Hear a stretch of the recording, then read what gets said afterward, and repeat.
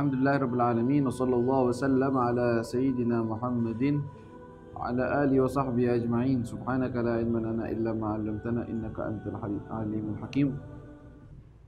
Min kitab Khulasat Nurul Yaqin fi Sirat Sayyidil Mursalin.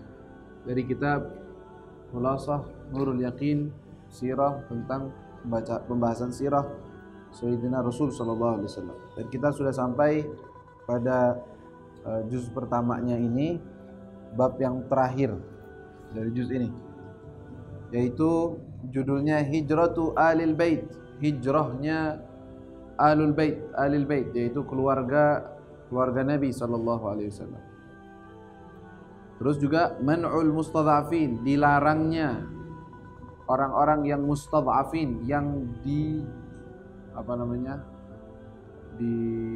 dilemahkan ya, atau orang-orang yang lemah untuk hijrah maksudnya.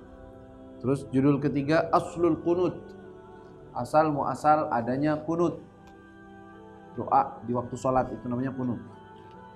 Terus juga humma al-Madinah, sakit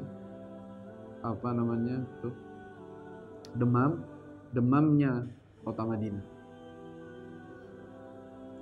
Qala lamma istaqarra ar-rasul sallallahu alaihi wa alihi wasallam bil Madinah, ketika istaqarra, sudah menetap, ar-rasul sang Nabi sallallahu alaihi wasallam bil Madinah, di kota Madinah, arsala, beliau mengutus, fi talabi, untuk mencari atau memanggil atau mengajak, man takhallafa, orang-orang yang masih tertinggal, min ahlihi, dari keluarganya, putri-putri Rasul sallallahu alaihi wasallam yang belum hijrah, Sayyidah Fatimah Az-Zahra mungkin, atau yang lainnya yang belum sempat hijrah, juga Sayyidatuna Aisyah binti Abi Bakar, anak istri Rasul sallallahu alaihi wasallam, masih di kota Mekah. Maka Rasulullah SAW mengutus orang-orang untuk menjemput mereka. Jemput dah keluarga-keluarga kita yang masih di sana. Fakharaja ma'ahum Abdullah ibnu Abi Bakrin, maka keluar bersama mereka, sama keluarga Nabi yang keluar dari Mekah ikut hijrah, Abdullah ibnu Abi Bakrin. Abdullah anak daripada Sayyidina Abu Bakar, yang pada cerita yang lalu Abdullah ini punya peran penting dalam apa? Dalam memberi kabar, informasi pada Rasul sallallahu alaihi wasallam ketika Rasulullah berada di Gua Thawr. Ketika beliau hijrah, itu Abdullah yang aktif. Makanya keberuntungan dan keuntungan dan kemuliaan Sayyidina Abu Bakar dan keluarganya adalah mereka semua ikut andil dalam hijrahnya Rasulullah SAW. Zatun Nitaqain, Asma binti Abi Bakar yang membawakan makanan, Abdullah yang memberikan informasi, khadim atau pembantunya Sayyidina Abu Bakar yang membawakan kambing dan hewan ternak untuk menutupi jejak dari Abdullah dan yang lainnya. Subhanallah. Ya. Maka Rasulullah SAW mengutus untuk menjemput daripada keluarga beliau yang belum sempat datang ke kota Madinah. Lalu waqad mana'a musyriku Makkah, waqad, dan telah melarang musyriku Makkah, orang-orang musyrik kota Makkah, ba'dal mustadhafin, sebagian al-mustadhafin, orang-orang yang lemah, minas safari, untuk mereka berpergian, yaitu pergi, safar kan keluar, maksudnya untuk hijrah. Wa'adzabahum, dan mereka menyiksa mereka, yaitu orang-orang Mekah itu menyiksa mereka, adzaban aliman, siksaan yang pedih. Termasuk dari mereka adalah adik daripada Abu Jahal sendiri.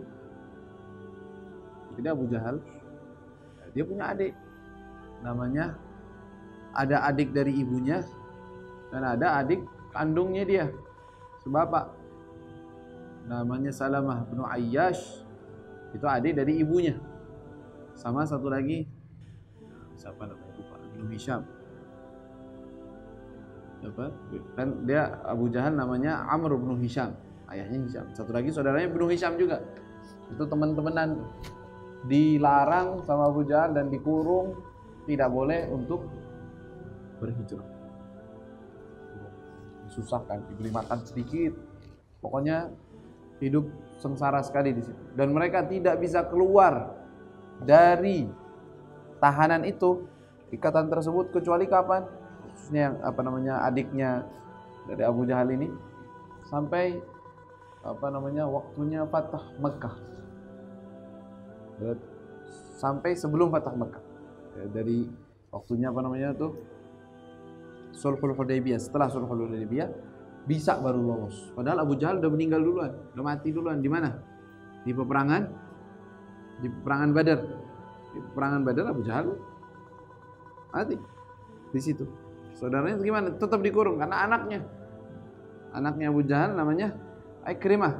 Ikrimah bilang, "Nah, ini tugasnya ayah saya, tetap kalian dikurung."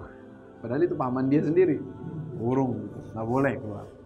Tetap dilaksanakan sesuai yang dia lakukan oleh ayahnya. Tapi juga termasuk yang tertawan adalah anak daripada Suhail bin Amr. Suhail bin Amr itu Abu Jandal sama Abdullah. Ada dua, Abu Jandal sama Abdullah, ikhwan, saudara. Mereka semua meluk Islam dari awal. Abdullah lebih berani dari saudaranya Abu Jandal.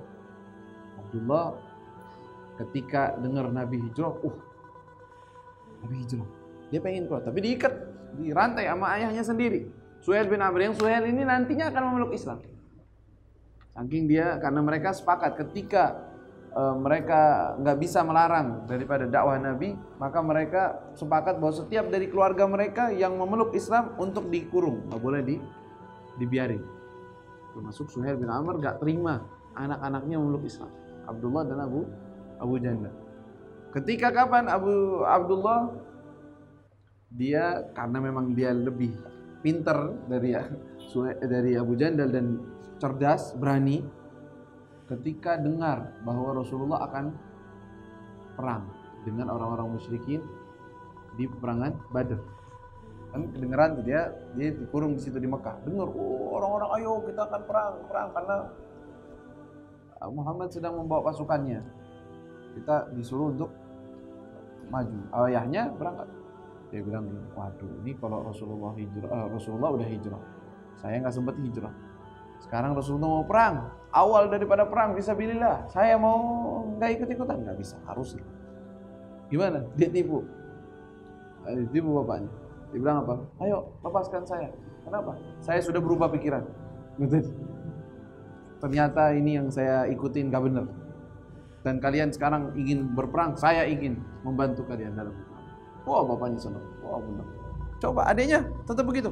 Adiknya bingung lihat kakaknya begini, nggak bisa ngomong apa-apa. Mana ini?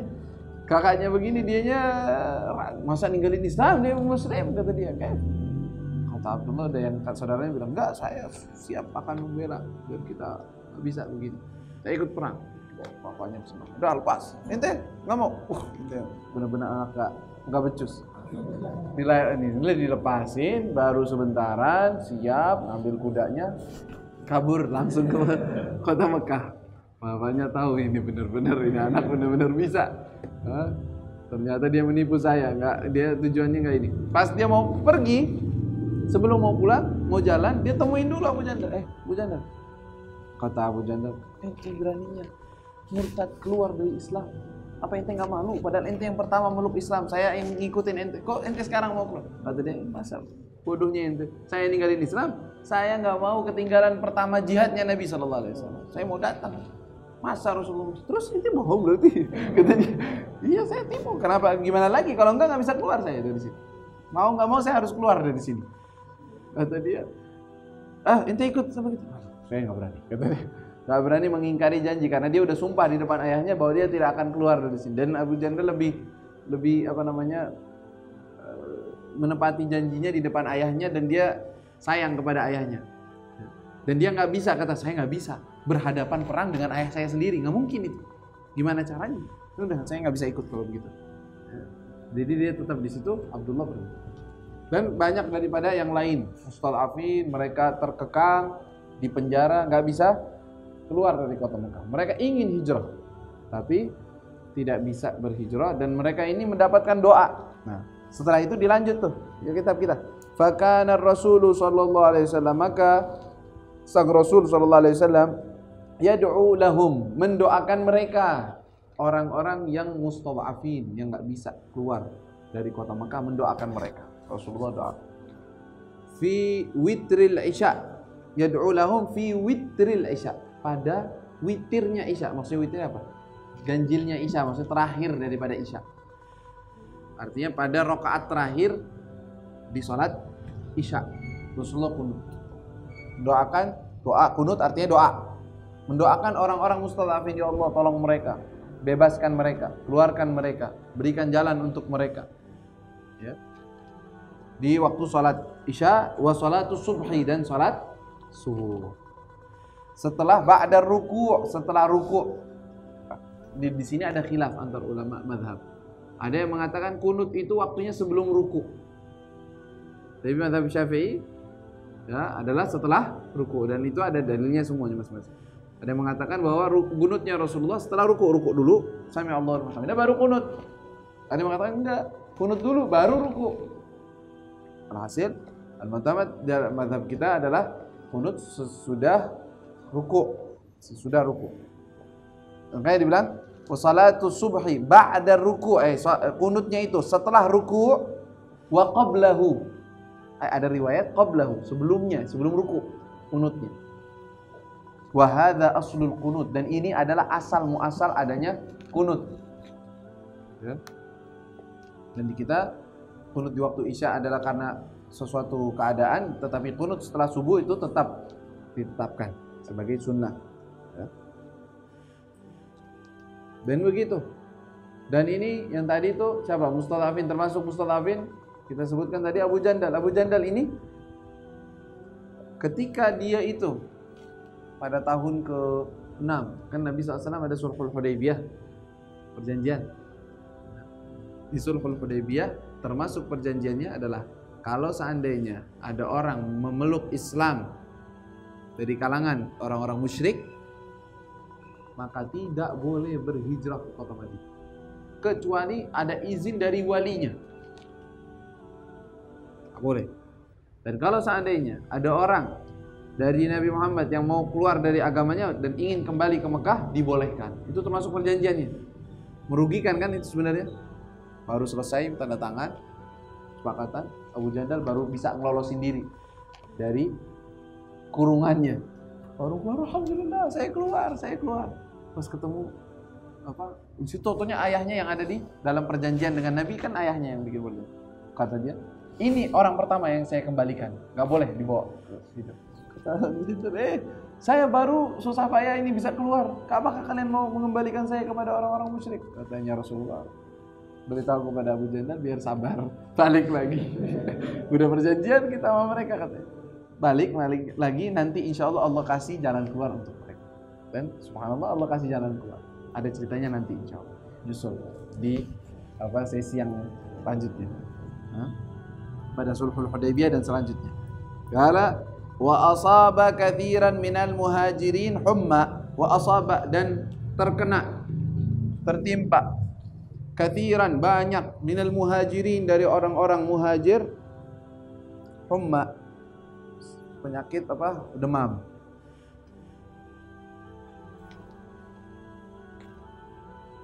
Banyak kalau sakit-sakitan.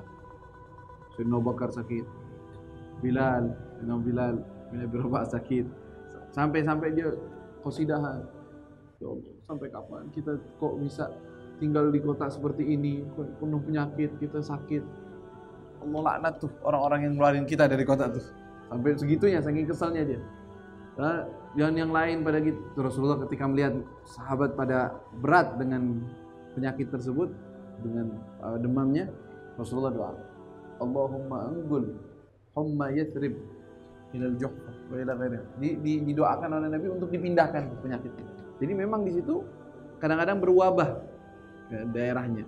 Tapi kata Nabi SAW, Allah pindahkan. Dan Allah SWT ijabahi. Setelah itu nggak ada yang sakit lagi ummah yang apa namanya merata, ya.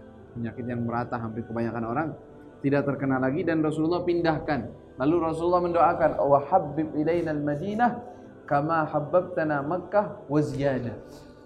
Dan ya Allah, sebagaimana jadikan kami ini orang-orang yang berhijrah cinta kepada kota Madinah seperti cinta kami kepada kota Mekah dan lebih dari itu. Ya, dan itu membuat mereka benar-benar sudah. Karena hukum hijrah itu untuk para sahabat itu hukumnya tidak boleh untuk kembali lagi ke kota Mekah selama-lamanya. Jadi nggak boleh orang yang sudah hijrah lillah walil rasul terus dia balik lagi ke kota Mekah, nggak boleh. Walaupun dia aslinya penduduk Mekah, nggak boleh. Ya. Jadi meninggalnya pun harus di luar kota Mekah, nggak boleh di dalamnya. Makanya para sahabat nggak ada yang balik ke kota Mekah. Udah, imagine. Dan Rasulullah SAW pun tidak pernah mukim di kota Mekah, iqamah. Mukim yaitu lebih dari, ya, dianggap tidak bisa safar lagi, tidak dianggap musafir lagi. Itu tidak.